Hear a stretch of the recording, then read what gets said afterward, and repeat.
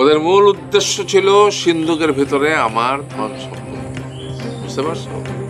এখন যেহেতু সিন্ধুকের মধ্যে কিছুই নাই, এখন ওরা পলায়া বাঁচতেছে। আব্বা আসসালামু আলাইকুম। আব্বা ওয়ালাইকুম সালাম। কি কিছু বলতে আসছো? জি আব্বা। ছোট জন কই? তারও তো আসবার কথা। আসো আসো। আব্বা আসসালামু আলাইকুম। ওয়ালাইকুম সালাম। তোমাদের জন্যই তো আমি অপেক্ষা করতেছিলাম। আব্বা আপনি কি করে জানেন আমরা যে আসবো? তোমরা যে আসবা এটা তো আমি জানি, কিন্তু কি জন্য আসবো সেটাও আমি জানি। কি বলেন আব্বা? তোমাদের দুইজনের জামাই কিছুদিনের জন্য গ্রামে বেড়াইতে যেতে চায়, একলা একলা। হ্যাঁ তাই না? আপনি কিভাবে জানেন আব্বা? তোমারও দুইজন জামাই কাল রাতে গোপনে মিটিং করছে, দেখে ফেলাইছি আর সব কথা শুনে ফেলাইছি। কিসের মিটিং করছে? ওদের কোনো কথা নাই, ওদের মূল উদ্দেশ্য ছিল সিন্ধুকের ভেতরে আমার ধন সম্পদ, বুঝতে পারছো? এখন যেহেতু সিন্ধুকের মধ্যে কিছুই নাই, এখন ওরা পলায়া বাঁচতেছে।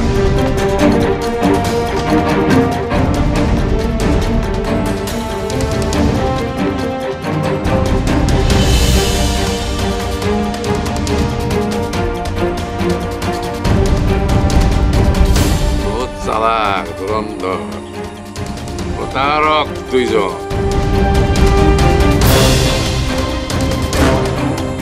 একলা একলা দেশের বাড়িতে যাইতে চায়, একবার গেলে আর কোনোদিন ফিরে আসে।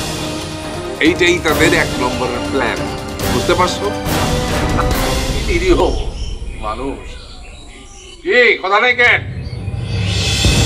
দেখছো কোনো কথা নেই।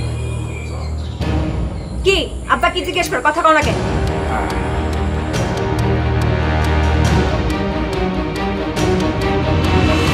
কি কথার জবাব দাও না কেন?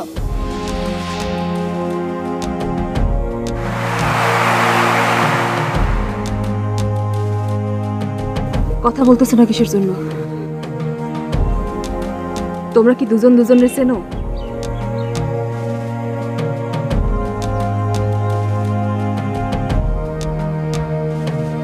তুমি এত খারাপ, আমার সাথে চিটারি করলা?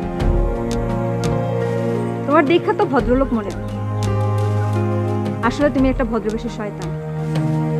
তোমার সাথে আর যাই হোক সংসার করা যায় না। তুমি এখনই আমার সামনে থেকে চলে যাও, আর কখনো আমার সামনে আসবা না। যাও কইতেছি।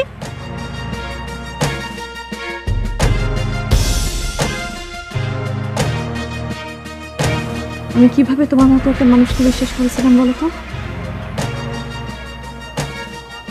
তুমি তো মানুষ না,